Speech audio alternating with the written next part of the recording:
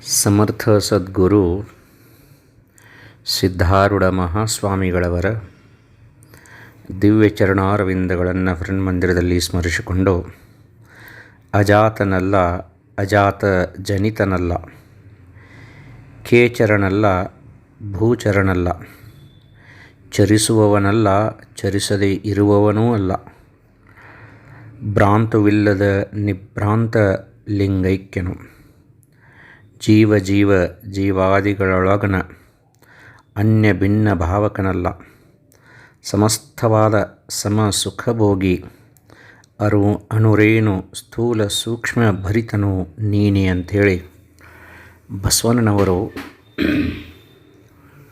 ನಿಜವಾದ ಮುಕ್ತಾತ್ಮನನ್ನು, ಶರಣನನ್ನು ಕುರಿತು, ಜಂಗಮನನ್ನು ಕುರಿತು ಇಲ್ಲಿ ಹೇಳ್ತಾರೆ. ಹೆಂಗಿರ್ತಾನ ಆ ಮುಕ್ತಾತ್ಮ ಅಂದ್ರೆ, ಅಜಾತನೂ ಅಲ್ಲ, ಅಜಾತ ಜನಿತನೂ ಅಲ್ಲ, ಕೇಚರನಲ್ಲ, ಭೂಚರನಲ್ಲ. ಇವ ಭೂಮಿ ಮೇಲೆ ನೀರಿನೊಳಗೆ ಇರುವಂಥ ಪ್ರಾಣಿನೂ ಅಲ್ಲ, ಜಾತಿನೂ ಇಲ್ಲ, ವಿಜಾತಿನೂ ಇಲ್ಲ ಇವಾಗ. ಮತ್ತು ಅಡ್ಡಾಡವನು ಅಲ್ಲ, ಅಡ್ಡಾಡದೆ ಇರೋವನು ಅಲ್ಲ. ಯಾವಾಗಲೂ ಸಹಿತ ತನ್ನ ಆನಂದದೊಳಗೆ ತಾನು ಇರುವಂಥವ. ಮತ್ತು ಒಂದು ನಾಯಿ ಮರಿ ಹಿಡ್ಕೊಂಡು ಒಂದು ಆನೆ ಮಟನೂ ಸಹಿತ ಪ್ರತಿಯೊಂದು ಜೀವರಾಶಿಯಲ್ಲೂ ಸಹಿತ ತನ್ನನ್ನು ಕಾಣವ. ವಿಷದೊಳಗೆ ಮತ್ತು ಅಮೃತದೊಳಗನೂ ಸಹಿತ ಭೇದ ಭಾವವನ್ನು ಕಾಣವಲ್ಲ. ಅಣುರೇಣು ತೃಣ ಕಾಷ್ಟದಲ್ಲಿಯೂ ಸಹಿತ ತನ್ನನ್ನು ತಾಕಂಡು ಎಲ್ಲರ ಒಳಿತನ್ನು ಬಯಸುವವ ಅಜಾತ ಅಂತ ಬಸವಣ್ಣನವರು ಹೇಳಿದ್ದಾರೆ. ಇವರ ಈ ಮಾತಿಗೆ ಸರಿದೂಗುವಂತಹ ಮಹಾತ್ಮ ಅವಧೂತ ಅಂತಂದ್ರೆ ನವಲಗುಂದದ ಶ್ರೀ ನಾಗಲಿಂಗ ಅಜ್ಜನವರು. ನಾಗಲಿಂಗ ಮಹಾಸ್ವಾಮಿಗಳು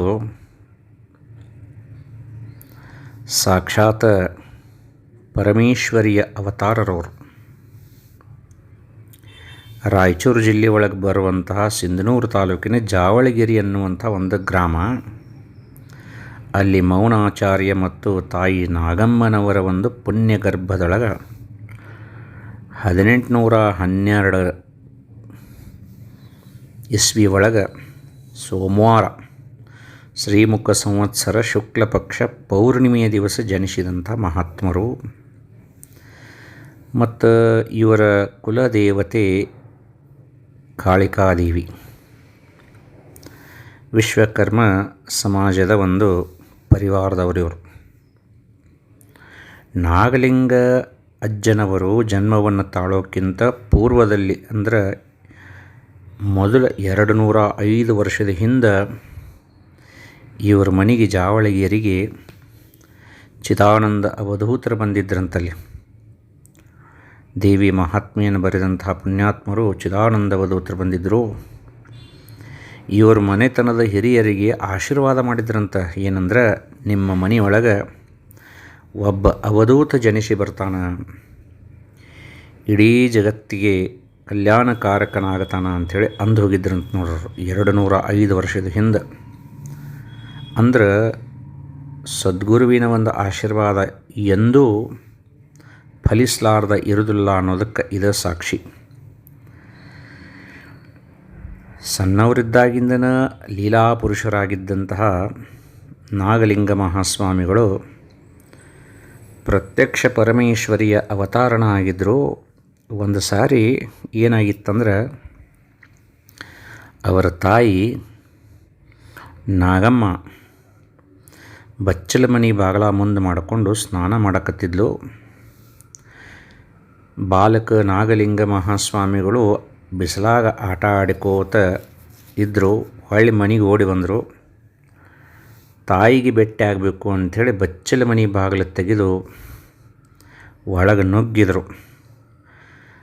ಒಮ್ಗಿಲೆ ಹೌಹಾರಿ ಗಾಬರಿ ಆದಂತಹ ತಾಯಿ, ಏನೋ ಬಾವಾ ಹಿಂದೆ ಮುಂದೆ ನೋಡ್ದಂಗೆ ಹೆಂಗೆ ಗೂಳಿ ಹಂಗೆ ಒಳಗೆ ನುಗ್ಗಿದೋ ನಿನಗೆ ನಾಚಿಕೀಚಿಕೆ ಐತೋ ಇಲ್ಲೋ, ಎಲ್ಲರೇ ಹಾಳಾಗಿ ಹೋಗಂದ್ಲಕ್ಕಿ ಸಿಟ್ಟಿನ್ಯಾಗ. ಆವಾಗ ನಾಗಲಿಂಗ ಮಹಾಸ್ವಾಮಿಗಳು, ಅಯ್ಯೋ, ನಾನು ಮೂಡಿ ಬಂದ ಹಾದಿಯನ್ನು, ಹಾಲುಂಡ ಬೀದಿಯನ್ನು ನಾ ನೋಡಿದ್ರೆ ಹಂಗ್ಯಾಕಾಡ್ತೀವಿ ಅನ್ಕೊಂತ ಮನೆ ಬಿಟ್ಟು ಹೊರಗೆ ಹೋದವರು 12 ವರ್ಷ ಹೊರಗೆ ಹೋಗಿಬಿಟ್ರು. ಮತ್ತು 12 ವರ್ಷದ ನಂತರ ಮನೆಗೆ ಬಂದು ಮತ್ತು ತಂದೆ ಕಡೆಯಿಂದನೂ ಸಹಿತ, ಅಂದರೆ ಮೌನಾಚಾರ್ಯರ ಕಡೆಯಿಂದನೂ ಸಹಿತ ಹಾಳಾಗಿ ಹೋಗ್ನಿ ಅಂತ ಅನಿಸ್ಕೊಂಡನ ಮತ್ತು ಲೋಕ ಸಂಚಾರವನ್ನು ಮಾಡಿ ಅನೇಕ ಲೀಲೆಗಳನ್ನು ತೋರಿಸಿ ಭವರೋಗದಲ್ಲಿ ಬಳಲುತ್ತಿರುವಂಥ ಮಾನವರನ್ನು ಎತ್ತಿ ಹಿಡಿದಂಥ ಮಹಾತ್ಮರು ನವಲಗುಂದದ ಅಜಾತ ನಾಗಲಿಂಗ ಮಹಾಸ್ವಾಮಿಗಳು. ಲಿಂಗಸೂಗೂರು ತಾಲೂಕಿನ ತಲೆಕಟ್ಟು ಅನ್ನುವಂಥ ಒಂದು ಗ್ರಾಮ, ಅಲ್ಲಿ ನಿರುಪಾದೀಶ್ವರರು ಅಂಥೇಳಿ ಒಬ್ಬ ಪುಣ್ಯಾತ್ಮರಿದ್ದರು. ಅವರ ಒಂದು ಅನುಗ್ರಹವನ್ನು ಪಡ್ಕೊಂಡು ತನು ಮುಟ್ಟಿ ಮನಮುಟ್ಟಿ ಸೇವೆ ಮಾಡಿ ಯೋಗದ ಸಲೀಲ ಮಾಡುವ ಪರಿ ಕಲಿತಂಥ ನಾಗಲಿಂಗ ಮಹಾಸ್ವಾಮಿಗಳು ನಿರುಪಾದೀಶ್ವರರ ಸಂಪೂರ್ಣ ಕೃಪಾಶೀರ್ವಾದಕ್ಕೆ ಪಾತ್ರರಾದರು. ಅವಧೂತ ಸ್ಥಿತಿಯನ್ನು ಅವರು ಮುಟ್ಟಿದರು ಮತ್ತು ಆತ್ಮಪಂಚಲಕ್ಷಗಳ ಕಡೆಗೆ ಅವರ ಗಮನ ಹರಿತು ಮುಂದೆ ಭಾವ ನಿರಾಳ ಆಯಿತು. ಒಂಟಿತನದ ಬದುಕು ಪಯಣ ಸಾಗಿತು ಅಂತ ಹೇಳ್ತಾರೆ. ಅಂದ್ರೆ ತಲೆಕಟ್ಟು ನಿರುಪಾದೀಶ್ವರರ ಅಗ್ರಗಣ್ಯ ಶಿಷ್ಯರಾದರು ನವಲಗುಂದದ ನಾಗಲಿಂಗ ಮಹಾಸ್ವಾಮಿಗಳು. ಶಾಂಭವಿ ಶಕ್ತಿಯ ಸಾಧನೆಯನ್ನು ಪರವಶ ಮಾಡಿಕೊಂಡರು. ಆದಿಶಕ್ತಿಯ ಅನುಗ್ರಹವನ್ನು ಪಡ್ಕೊಂಡ್ರು. ತಿಂತನಿ ಮೌನೇಶ್ವರರು, ಗಂಗಾವತಿಯ ಗಂಗಾಧರೇಶ್ವರರು, ಬನಶಂಕರಿಯ ಬನದವ್ವ, ಮಹಾಕೂಟೇಶ್ವರ, ಹಿಂಗೆ ಅನೇಕ ಪುಣ್ಯಕ್ಷೇತ್ರಗಳ ಕಡೆಗೆ ಸಂಚಾರ ಮಾಡಿ ತಮ್ಮದೇ ಆದಂಥ ಒಂದು ವಿಶೇಷವಾದ ಲೀಲೆಯನ್ನು ಮೆರೆದಂತಹ ಪುಣ್ಯಾತ್ಮರು ನವಲಗುಂದದ ನಾಗಲಿಂಗ ಮಹಾಸ್ವಾಮಿಗಳು. ನವಲಗುಂದದಿಂದ ತಿಂತಿನಿಗೆ ಹೋಗಿದ್ದರು ನಾಗಲಿಂಗ ಮಹಾಸ್ವಾಮಿಗಳು. ತಿಂತಿನಿಗೆ ಹೋದಂಥ ಸಮಯದೊಳಗೆ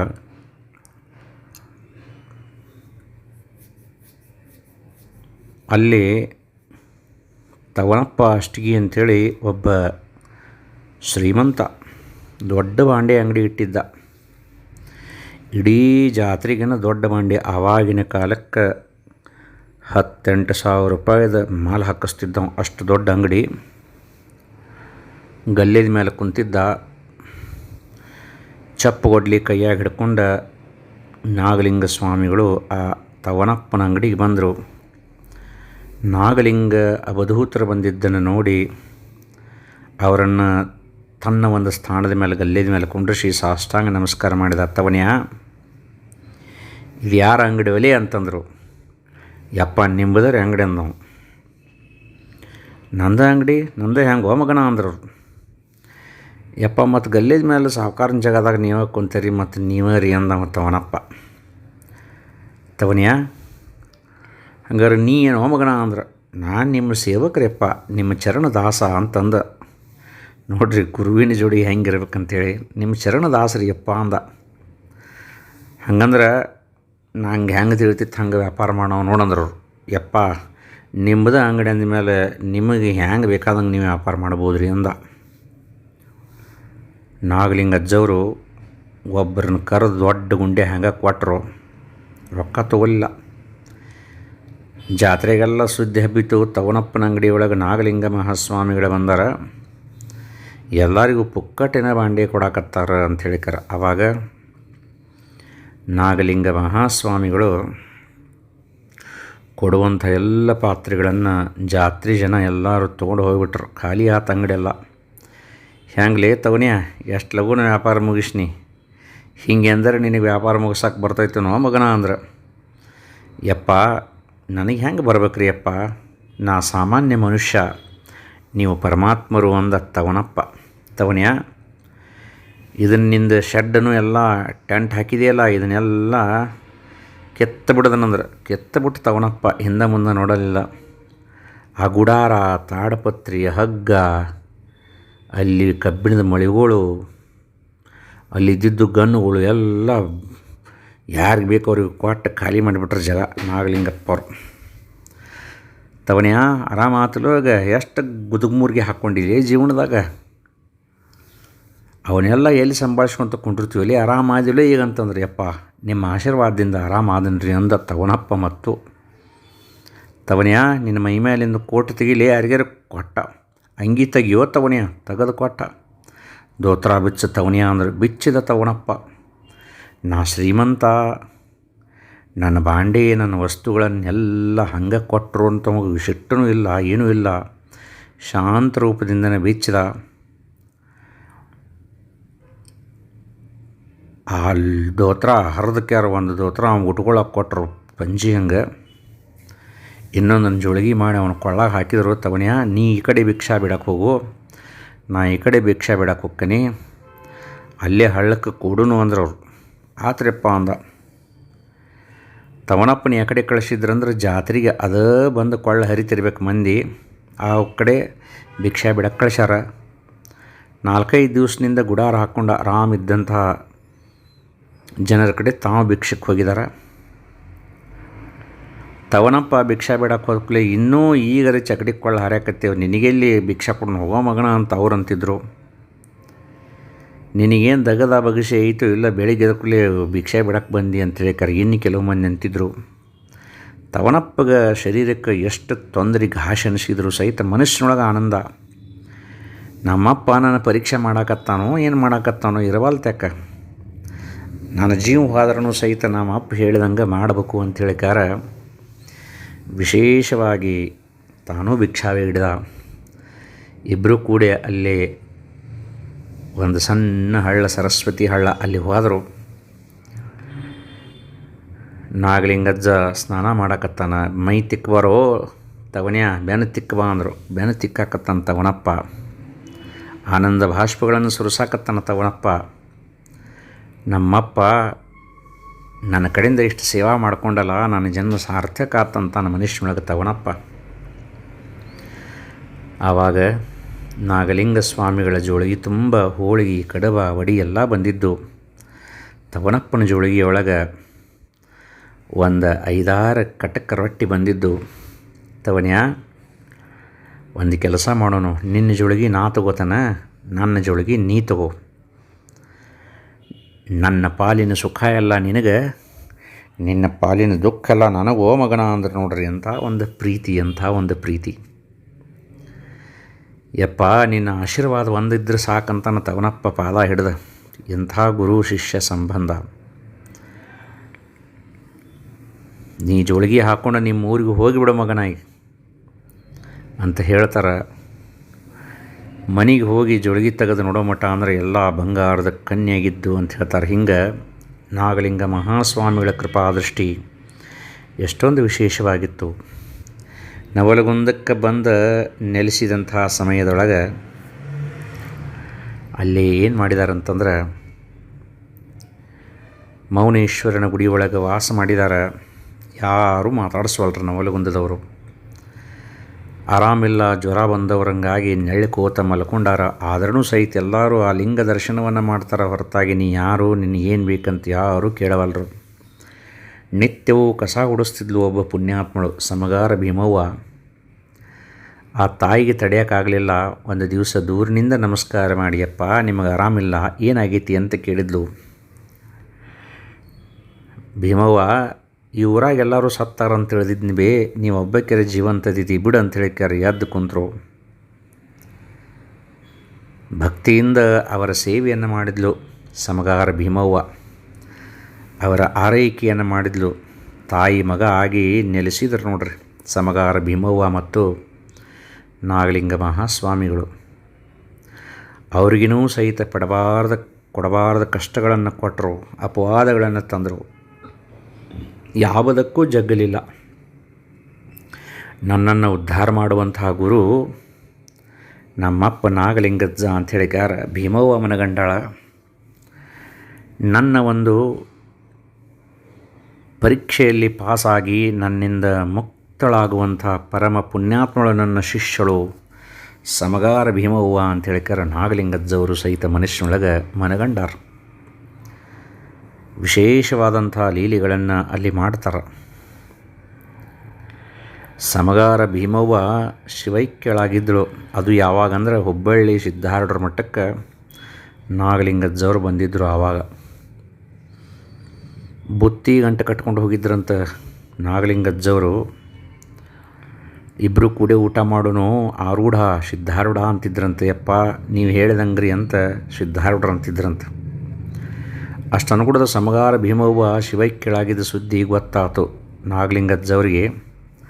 ತಾವು ತಂದಂಥ ಬುತ್ತಿ ಗಂಟನ್ನು ಸಿದ್ಧಾರೂಢರ ಮಠದ ಒಂದು ಬಾವಿ ಒಳಗೆ ಚೆಲ್ಲಿ, ಸಿದ್ಧಾರೂಢ ನಿನ್ನ ಮಹಿಮೆ ಅಪಾರ ಐತೋ,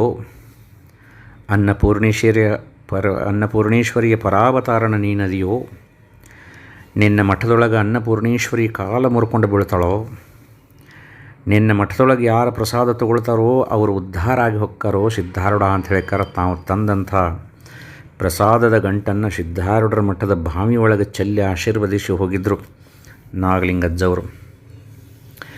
ಸಮಗಾರ ಭೀಮವ್ವನ್ನ ಹೊತ್ತು ತೊಗೊಂಡು ಬರ್ತಿದ್ರು.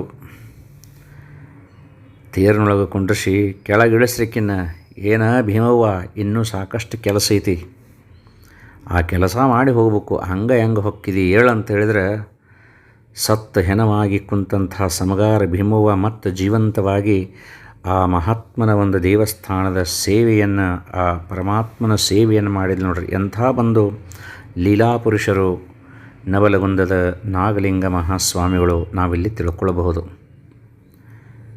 ನಾಗಲಿಂಗ ಮಹಾಸ್ವಾಮಿಗಳು ಅವರ ವ್ಯವಹಾರ ಕಣ್ಣಿಗೆ ಕಾಣಕ್ಕೆ ಪಿಶಾಚಿ ಹಂಗೆ ಕಾಣ್ತಿತ್ತು. ಆದರೆ ಒಳಗೆ ಅಷ್ಟ ಅಂತಃಕರಣಯುಕ್ತವಾದಂಥ ಶಕ್ತಿಯುತವಾದಂಥ ಕರುಣಾ ಹೃದಯ ಆ ನಾಗಲಿಂಗಪ್ಪಂದಿತ್ತು. ಶಾಗೋಟಿ ಎನ್ನುವಂಥ ಒಂದು ಹಳ್ಳಿಗೆ ಹೋಗ್ತಾರೆ, ಗದಗಿನ ಹಂತಕ್ಕೆ ಶಾಗೋಟಿ. ಅಲ್ಲಿ ಹನುಮಂತ ದೇವರು ವಿಶೇಷವಾದಂಥ ಜಾಗೃತ ಸ್ಥಾನ. ಶಾಗೋಟಿ ಒಳಗೆ ಒಬ್ಬರು ಕಟ್ಟಿ ಮೇಲೆ ಕುಂತಿರ್ತಾರೆ. ಒಂದು ಸಣ್ಣದ ಕಿಡಿಕಿ ಹಂಗೆ ಭಾಳ ಆದ್ರೆ ದೀಡ್ ಫುಟ್ ಅಗಲಂದು ಒಂದು ಕಿಡಿಕಿ. ಆ ಕಿಡಿಕಿ ಹಿಂದೆ ಒಳಗೆ ದನ ಕಟ್ಟು ಮನಿ ಅದು. ಅಲ್ಲಿ ಒಂದು ದೊಡ್ಡದ ಕೊಬ್ಬಿದ ಹೋರಿ, ಇಬ್ಬರು ಹಿಡಿದ್ರು ಸಹಿತ ಆಶೆಗೊಳ್ಳಾರ್ದಂಥ ಕೊಬ್ಬಿದ ಹೋರಿ ಆ ಸಾವಕಾಶ ಆ ಕಿಂಡ್ಯಾಗಿಂದ ಬಾಯಿ ಹಾಕಿ ನಾಗಲಿಂಗ ಅಜ್ಜನವರ ಬೆನ್ನ ನೆಕ್ತಿತ್ತದು. ನಾಗಲಿಂಗಜ್ಜವ್ರು ನೋಡಿ ಬರ್ಬೇಕಂತೀಯ ನನ್ನಂತಕ್ಕೆ ಬಾ ಅಂಥೇಳಿ ಆ ಒಂದು ಕೊಬ್ಬಿದ ಹೋರಿಯ ಎರಡೂ ಕೋಡನ್ನು ಆ ಕಿಡಿಕ್ಯಾಗಿಂದ ಒಳಗೆ ಕೈ ಹಾಕಿ ಜಗ್ಗಾಕತ್ತಾರೆ ನೋಡ್ರಿ. ಅದನ್ನು ಸಣ್ಣ ಕಿಡಿಕ್ಯಾಗಿಂದ ಮಂದೆಲ್ಲ ಹೆದರಿದ್ರು. ಯಪ್ಪ ಏನು ಮಾಡಕತ್ತೀರಿ ಅಂತೇಳಿ ಕೇಳೋ ಧೈರ್ಯನೂ ಇಲ್ಲ. ಜಗ್ತಾರ. ಹೆಂಗಾಗಿತ್ತಂದ್ರೆ ತಾಯಿಯ ಗರ್ಭದೊಳಗಿಂದ ಹೆಂಗೆ, ಆ ಆಕಳ ಗರ್ಭದೊಳಗಿಂದ ಹೆಂಗೆ ಕರು ಹೊರಗೆ ಬರ್ತಿರ್ತೈತಲ್ಲ, ಹಂಗೆ ಸಣ್ಣ ಕಿಟಕಿ ಒಳಗಿಂದ ಕೊಬ್ಬಿದ ಹೋರಿಯನ್ನು ಜಗ್ಗಿ ತೆಗೆದುಬಿಟ್ರು ನಾಗಲಿಂಗ ಮಹಾಸ್ವಾಮಿಗಳು. ಇವತ್ತಿನ ಮಠನೂ ಸಹಿತ ಆ ಶಾಗೋಟಿ ಒಳಗೆ ಆ ಕಿಟಕಿನೂ ನೋಡ್ಬೋದು, ಆ ಕಟ್ಟಿನೂ ನೋಡ್ಬೋದು ನಾವು. ಎಂತಹ ಲೀಲಾಪುರುಷರು ನವಲಗುಂದದ ನಾಗಲಿಂಗ ಮಹಾಸ್ವಾಮಿಗಳು. ಕಡ್ಕೋಳದ ಮಡಿವಾಳಪ್ಪನವರೊಂದಿಗೆ ಅನುಭವದ ಕಾಶಿ ಯಾತ್ರೆಯನ್ನು ಮಾಡಿದ್ರು ಅಂತಲೂ ಹೇಳ್ತಾರೆ. ಬ್ರಿಟಿಷ್ ಅಧಿಕಾರಿಗೆ ಧಾರವಾಡದೊಳಗೆ ಏನೋ ಆಜ್ಞೆ ಮಾಡಿದ್ರು, ಸಿಟ್ಟು ಬಂದಕ್ಕಾರ ಬ್ರಿಟಿಷ್ ಅಧಿಕಾರಿ ಅವರನ್ನು ಜೈಲಿನೊಳಗೆ ಹಾಕಿಸ್ತಾನೆ. ಆವಾಗ ನಾಗಲಿಂಗಜ್ಜವ್ರು ಹೇಳ್ತಾರೆ, ನೀ ಎಂಥ ಜೈಲಿನೊಳಗೆ ಹಾಕಿದ್ರು ಸಹಿತ ನಾವು ಹೊರಗೆ ಬರ್ತಾನೆ ಅಂತ ಹೇಳ್ತಾರೆ. ಎಂಥ ಜೈಲಿನೊಳಗೆ ಹಾಕಿ ಹೆಂಗೆ ಅವರನ್ನು ಕಾಯಕ್ಕೆ ನಿಂದ್ರಿಸಿದ್ರು ಸಹಿತ ಒಂದು ಕ್ಷಣದೊಳಗೆ ಹೊರಗೆ ಬಂದುಬಿಡ್ತಿದ್ರಂತೆ. ಇಂಥ ಅಷ್ಟಮಹಾಸಿದ್ಧಿಗಳನ್ನು ಪಡೆದಂಥ ಮಹಾತ್ಮರು ನಾಗಲಿಂಗ ಮಹಾಸ್ವಾಮಿಗಳಿದ್ದರು. ಸಿದ್ಧಾರೂಢರ ಹಂತಕ್ಕೆ ಮತ್ತು ಹುಬ್ಬಳ್ಳಿಗೆ ಬಂದಾಗ ಸಿದ್ಧಾರೂಢರಿಗೆ ವಿಶೇಷವಾಗಿ ಆಶೀರ್ವದಿಸಿ ತಾವು ಕುಂಡಿರುವಂತಹ ಸಿದಿಗಿ ಆ ಪಲ್ಲಕ್ಕಿ ಒಳಗೆ ಸಿದ್ಧಾರೂಢರನ್ನು ಕುಂಡ್ರಿಸಿ ಮೆರೆಸಿದ್ರು ನವಲಗುಂದದ ನಾಗಲಿಂಗ ಮಹಾಸ್ವಾಮಿಗಳು. ಗರಗದ ಮಡಿವಾಳಜ್ಜವರು ಅವ್ರ ಜೊತೆ ಅನೇಕ ಸಾರಿ ಲೋಕ ಸಂಚಾರವನ್ನು ಮಾಡಿದರು. ನಾಗಲಿಂಗ ಮಹಾಸ್ವಾಮಿಗಳು ಅಲ್ಲಿನೂ ಸಹಿತ ಅನೇಕ ಲೀಲೆಗಳನ್ನು ಇಬ್ಬರು ಮಾಡ್ತಾರೆ. ಮಡಿವಾಳಜ್ಜವ್ರು ಯಾವಾಗಲೂ ಸುಮ್ಮನೆ ಇರ್ತಿದ್ರಂತ, ಭಾಳ ಅವ್ರು ಇದನ್ನು ಮಾಡ್ತಿರ್ಕಿಲ್ಲ. ಆದರೆ ಮಡಿವಾಳೇಶ್ವರ ಮಹಾಸ್ವಾಮಿ ಒಳಗಿದ್ದಂತಹ ದಿವ್ಯ ಶಕ್ತಿಯನ್ನು ಜಗತ್ತಿಗೆ ತೋರಿಸ್ಬೇಕಂತ ಹೇಳಿ ತಿಳ್ಕೊಂಡು ನಾಗಲಿಂಗಜ್ಜವರು ಅನೇಕ ಲೀಲೆಗಳನ್ನು ಮಡಿವಾಳೇಶ್ವರ ಮಹಾಸ್ವಾಮಿಗಳ ಜೊತೆಗೆ ಮಾಡಿದರು. ಮೂತ್ರವನ್ನು ಮಾಡಿ ಕಲ್ಲನ್ನು ಬಂಗಾರ ಮಾಡಿದಂಥ ಪವಾಡ ಪುರುಷರು ನಾಗಲಿಂಗ ಮಹಾಸ್ವಾಮಿಗಳು. ಬಾವಿ ಒಳಗೆ ಮಕ್ಕಳನ್ನು ಚೆಲ್ಲಿ ಆ ಮಕ್ಕಳನ್ನು ಮತ್ತೆ ಎಲ್ಲಿಂದೋ ಕರ್ಕೊಂಡು ಬಂದಂಥ ಪುಣ್ಯಾತ್ಮರು ನವಲಗುಂದದ ನಾಗಲಿಂಗ ಮಹಾಸ್ವಾಮಿಗಳು. ಅವರ ಕೃಪಾದೃಷ್ಟಿಯನ್ನು ಯಾರು ಪಡ್ಕೊಳ್ತಾರೋ ಅವರು ಉದ್ಧಾರ ಆಗಿ ಹೋಗ್ತಾರೆ. ಮೊಹರಂ ಹಬ್ಬ ಬಂದಿತ್ತು. ನವಲಗುಂದದೊಳಗೆ ದೇವರನ್ನು ಹೊತ್ತು ಎಲ್ಲರೂ ಮೈಯಾಗ ದೇವರು ಬಂದು ಕುಣಿದಾಡ್ತಿದ್ರು. ನಾಗಲಿಂಗಜ್ಜವರು ಇವ್ರು ಯಾಕೆ ಹಿಂಗೆ ಕುಣಿಯಾಕತ್ತಾರ ಅಂತ ಕೇಳಿದರು. ಇಲ್ಲ, ಅವ್ರ ಮೈಯಾಗ ದೇವ್ರು ಬಂದೈತಿ ಅಂದರು. ಅವ್ರ ಮೈಯಾಗ ಯಾಕೆ ದೇವ್ರು ಬಂತದು ಅಂತಂದರು ನಾಗಲಿಂಗಜ್ಜವರು. ಇಲ್ಲ, ಅವರು ದೇವರ ಹೊತ್ತಾರ ಅದಕ್ಕೆ ಅಂತಂದರು. ಹಂಗಾರೆ ನಾನು ದೇವರ ಹೊರ್ತಾನೆ ಬರ್ತೈತೆ ನೋಡೋಣ ದೇವ್ರು ಅಂತೇಳಿಕಾರ ಒಬ್ಬನ ಕೈಯಾಗಿನ ದೇವರಾಗ ಕಸ್ಕೊಂಡು ಹೊತ್ತು ಬಿಟ್ಟರು. ಓಡ್ಕೊಂತ ತೊಗೊಂಡು ಹೋಗಿ ತಮ್ಮ ಮಠದ ಕೆಳಗೆ ಒಂದು ಗವಿ ಇತ್ತು. ಆ ಗವಿಯಾಗ ಹೋದ ಆ ದೇವರನ್ನು ಇಟ್ಟುಬಿಟ್ರು. ಎಲ್ಲ ಭಕ್ತರು ಓಡಿ ಬಂದರು. ನಾಗಲಿಂಗಜ್ಜವ್ರನ್ನ ಬೈಯಾಕತ್ತರು, ನಮ್ಮ ದೇವ್ರನ್ನ ಹೊತ್ಕೊಂಡು ಬಂದ್ರಿ ಅಂತೇಳಿಕಾರ. ನಿಮ್ಮ ದೇವರ ತೊಗೊಂಡು ನಾ ಏನು ಮಾಡಲಿ ಮಕ್ಕಳ, ತೆಳಗೆ ಗವಿಯಾಗ ಇಟ್ಟೇನು ತೊಗೊಂಡು ಹೋಗ್ರಿ ಅಂದರು. ಎಷ್ಟು ಮಂದಿ ಸಿಟ್ಟಿನಿಂದ ಆ ಗವಿ ಒಳಗೆ ಇಳಿದ್ರು. ಎಲ್ಲರೂ ಕಣ್ಣು ಹೋಗಿಬಿಟ್ಟು ಅಂತ. ಆವಾಗ ಕಣ್ಣು ಹೋದು ಅಂತ ಹೇಳಿಕಾರ ಎಲ್ಲರೂ ಆಕ್ರಂದನ ಮಾಡ್ಕೊತ ಹೊರಗೆ ಬಂದರು. ಆವಾಗ ಮತ್ತೆ ಅವರನ್ನು ಆಶೀರ್ವದಿಸಿ ಮತ್ತೆ ಅವರಿಗೆ ಕಣ್ಣು ತರಿಸ್ತಾರೆ. ನಿಮ್ಮ ದೇವರ ನಮ್ಮ ದೇವರ ಅನ್ನೋ ಭಾವನೆ ಬಿಡ್ರಿಪ್ಪ, ಎಲ್ಲ ಒಂದೇ ಐತಿ, ಆ ಪರಬ್ರಹ್ಮ ಶಕ್ತಿ ಒಂದೇ ಐತಿಪ್ಪ ಅಂತ ಹೇಳಿಕಾರ ಜಗತ್ತಿಗೆ ಸಾರಿ ಹೇಳಿದಂಥ ಪುಣ್ಯಾತ್ಮರು ಇವತ್ತಿನ ಮಠನೂ ಸಹಿತ ಆ ಮುಸ್ಲಿಂ ಪಂಜಾ ದೇವರುಗಳನ್ನು ನಾಗಲಿಂಗ ಅಜ್ಜನ ಮಠದೊಳಗೆ ನಾವು ಕಾಣಬಹುದು. ಒಬ್ಬ ಭಕ್ತ ದೇವಿಯ ಪೂಜೆಯನ್ನು ಮಾಡುವಂಥವ ಬೈಬಲ್ ಓದುತ್ತಿದ್ದ. ನಾಗಲಿಂಗಜ್ಜವರು ಬರೋದನ್ನು ನೋಡಿ ಆ ದೇವಿಯ ತೊಡಿ ಬುಡಕ್ಕೆ ಆ ಬೈಬಲ್ ಮುಚ್ಚಿಟ್ಟಿದ್ದ. ಅದನ್ನು ಗುರುತು ಹಿಡಿದಂಥ ನಾಗಲಿಂಗಜ್ಜವರು ಇನ್ಯಾಕೆ ಹೆದರ್ತೀವೋ ಮಗನ ಅಂಥೇಳಿ ಆ ಬೈಬಲನ್ನು ತೊಗೊಂಡು ಸೀದಾ ತಮ್ಮ ಮಠಕ್ಕೆ ಬಂದು ಬೈಬಲ್ಲಿಗೆ ಒಂದು ಮಳೆಯನ್ನು ಹೊಡೆದು ತೂತು ಹಾಕಿದರು. ಈ ಬೈಬಲಿನೊಳಗಿನ ರಂಧ್ರ ಯಾವಾಗ ಮುಚ್ಚತೈತೋ ಆವಾಗ ಮತ್ತೆ ನಾ ಹುಟ್ಟಿ ಬರ್ತೇನಂತ ಹೇಳಿ ತಮ್ಮ ಒಂದು ಗರ್ಭಗುಡಿ ಒಳಗನ ಆ ಬೈಬಲನ್ನು ಸಹಿತ ಸ್ಥಾಪನೆ ಮಾಡಿದರು. ನೋಡ್ರಿ, ತಮ್ಮ ಮಠದ ಗರ್ಭಗುಡಿ ಒಳಗೆ ಬೈಬಲನ್ನಿಟ್ಟರು, ತಮ್ಮ ಮಠದ ಗವಿ ಒಳಗೆ ಮುಸಲ್ಮಾನ ದೇವರುಗಳನ್ನಿಟ್ಟರು, ತಾವು ಪರಮೇಶ್ವರರಾಗಿ ಮೆರೆದರು. ಇದರರ್ಥ ಹಿಂದೂ ಮುಸಲ್ಮಾನ ಸಿಖ್ ಅಂಥೇಳಿ ನೀವು ಯಾಕೆ ಹೊಡೆದಾಡ್ತಿರೋ, ಎಲ್ಲರೂ ಒಂದೇ ಅದೀವಿ, ಮನುಷ್ಯ ಜಾತಿ ಒಂದೇ, ಯಾರನ್ನೂ ಅಗೌರವ ಮಾಡೋಕ್ಕೆ ಹೋಗಬೇಡ್ರಿ, ಯಾರನ್ನೂ ಸಹಿತ ಹೀಯಾಳ್ಸಕ್ಕೆ ಹೋಗಬೇಡ್ರಿ ಅಂತ ಹೇಳಿ ಶರಣ ತತ್ವವನ್ನು ಜಗತ್ತಿಗೆ ಸಾರಿದಂಥ, ಸಹಿಷ್ಣುತಾ ಭಾವವನ್ನು ಜಗತ್ತಿಗೆ ಸಾರಿದಂಥ ಪುಣ್ಯಾತ್ಮರಂದ್ರೆ ನವಲಗುಂದದ ನಾಗಲಿಂಗ ಮಹಾಸ್ವಾಮಿಗಳು. ಹುಬ್ಬಳ್ಳಿಯಿಂದ ವಿಜಯಪುರಕ್ಕೆ ಹೋಗುವಂಥ ದಾರಿಯೊಳಗೆ ಸಿಗುವಂಥ ಒಂದು ಊರಿನ ನವಲಗುಂದ. ಆ ನವಲಗುಂದದ ನಾಗಲಿಂಗ ಮಹಾಸ್ವಾಮಿಗಳಿಗೆ ಇವತ್ತು 144ನೆಯ ಪುಣ್ಯಾರಾಧನೆ. ಜಗದೋದ್ಧಾರ ಕಾರ್ಯವನ್ನು ಸಮಾಪ್ತಗೊಳಿಸಿ ಆಷಾಢ ಬಿದಿಗೆ ಮಂಗಳವಾರ ನಾಗಲಿಂಗಪ್ಪವರು ಬೀದಿ ಬೀದಿ ಪ್ಯಾಟಿ ಒಳಗೆ ನಾ ಹೋಗಿ ಬರ್ತೇನೆ ಅಂಥೇಳಿ ಅಡ್ಡಾಡ್ತಿದ್ರಂತ. ಆಮೇಲೆ ಇದು ನಮ್ಮದು ನಿಂದು ಕೊನೆ ಬೆಟ್ಟವೋ ಮಕ್ಕಳು ಅಂತಿದ್ರಂತ ನೋಡ್ರಿ. ಸತ್ಯವ ಅನ್ನುವಂಥ ಪುಣ್ಯಾತ್ಮ ಮನೆಗೆ ಹೋಗಿ, ಯವ್ವ ನನಗೆ ರೊಟ್ಟಿ ಕೊಡಂದರು. ರೊಟ್ಟಿ ಕೊಟ್ಟಲು ಸತ್ಯವ. ಯವ್ವ ಒಂದೆರಡು ಕಾಳು ಹಾಲು ಹಾಕ್ಬಿ ಅಂದರು. ಯಪ್ಪ ಹಾಲ ಇಲ್ಲ, ಗೊಡ್ಡೈತಿ ಎಮ್ಮೆ, ಬಾಜುಕ್ಕೆ ಹಾಲು ತರ್ತೇನೆ ಅಂದ್ಲು. ಬಾಜುಕ್ಕೆ ಯಾಕೆ ತರ್ತೀನಿ ನಿಲ್ಬಿ ಅಂತ ಹೇಳಿಕಾರ ಗೊಡ್ಡ ಎಮ್ಮೆ ಏನು ನಿಂತಿತ್ತು ಸತ್ಯವನ ಮನೆಯಾಗ. ಆ ಗೋಮಾತೆಗೆ ಪ್ರಾರ್ಥನೆ ಮಾಡ್ತಾರೆ, ಯವ್ವ ಇದು ನನ್ನ ಕೊನೆಯ ಪ್ರಸಾದ, ನಿನ್ನ ಅಮೃತ ಸಮಾನವಾದಂಥ ಹಾಲನ್ನು ನೀಡು ತಾಯಿ ಅಂತ ಹೇಳಿಕಾರ ಗೊಡ್ಡ ಎಮ್ಮೆ ಕೆಚ್ಚಲದೊಳಗೆ ಕೈ ಹಾಕಿ ಒಂದು ಚರಿಗೆ ಹಾಲು ಹಿಂಡ್ಕೊಂಡು ಬಂದ್ರಂತ. ಮುಂದೆ ಆ ಆಕಳ ಗೊಡ್ಡತನ ಬಿಟ್ಟಕ್ಯಾರ ಹಿಂಡಾಕನ ಹತ್ತಿತ್ತು ಅಂತ ಹೇಳ್ತಾರೆ. ಹಂಗೆ ಹಾಲು ಮೊಸರು ರೊಟ್ಟಿ ಉಂಡ್ಕ್ಯಾರ ನಾ ಬರ್ತೇನೆ ಬೇ ಸತ್ಯವ್ವ, ನಾ ಬರ್ತೇನೆ ಬೇ ಸತ್ಯವ್ವ ಅಂತ ಹೇಳಿ ಮಠಕ್ಕೆ ಹೋಗಿ 26/6/1881 ಗುರುವಾರ ದಿವಸ ಆ ಪರಮಾತ್ಮನಲ್ಲಿ ಬ್ರಹ್ಮೈಕ್ಯರಾದರು. ಇವತ್ತಿಗೆ ಅಪ್ಪವರು ದೇಹವನ್ನು ತ್ಯಜಿಸಿ 144 ವರ್ಷಗಳಾದವು. ಅಂತಹ ಪುಣ್ಯಾತ್ಮನನ್ನು ನಾವು ಸ್ಮರಿಸೋದು ನವಲಗುಂದದೊಳಗೆ ಇವತ್ತು ಮತ್ತು ನಾಳೆ 29 ಮತ್ತು 30ನೇ ತಾರೀಕಿಗೆ ವಿಶೇಷ ಆರಾಧನಾ ಕಾರ್ಯಕ್ರಮ, 29ಕ್ಕೆ ಮಾದೇಲಿ ಕಾರ್ಯಕ್ರಮ ಮತ್ತು 30ನೇ ತಾರೀಕು ಸೋಮವಾರ ದಿವಸ ಮೇನೆ ಉತ್ಸವ, ವಿಶೇಷವಾದಂತಹ ಕಾರ್ಯಕ್ರಮಗಳು.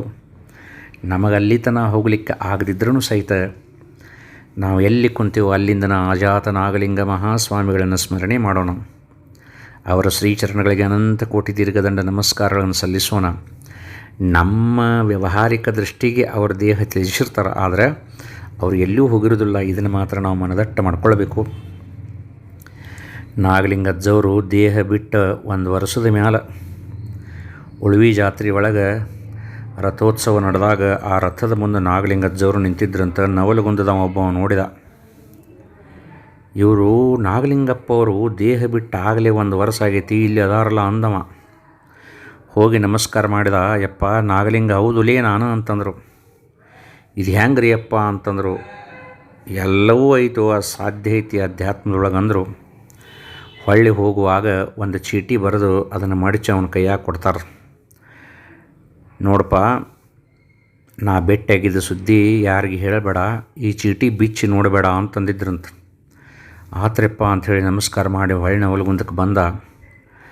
ದಿನಾ ಬಂದಕ್ಯಾರ ಆನೆಗುಂದಿ ಸಾವುಕಾರನ ಅಂಗಡಿ ಕಟ್ಟಿ ಮೇಲೆ ಕುಂತ ಹೇಳಕ್ಕೆ ಪ್ರಯತ್ನ ಮಾಡ್ತಿದ್ದ, ಜಾತ್ರೆಯಾಗ ಅಂತಿದ್ದ, ಮತ್ತು ಅಜ್ಜ ಹೇಳಬೇಡ ಅಂದನ ಅಂತೇಳಿದ. ಹಂಗೆ 1 ವರ್ಷ ಹೋತ್ರಿ.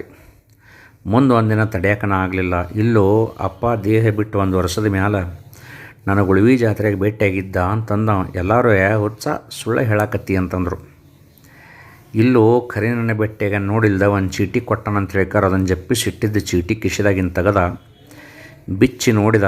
ಅಲ್ಲಿ ನಾಗಲಿಂಗಜ್ಜ ಏನು ಬರೆದಿದ್ದಂದ್ರೆ, ನಾವು ಉಳ್ವಿ ಒಳಗೆ ಭೇಟಿ ಆದಂತಹ ವಿಷಯವನ್ನು ನೀ ಎಂದು ಹೇಳ್ತೀಯೋ ಅಂದು ಸಾಹಿತಿ ಅಂಥೇಳಿ ಬರೆದಿದ್ದ.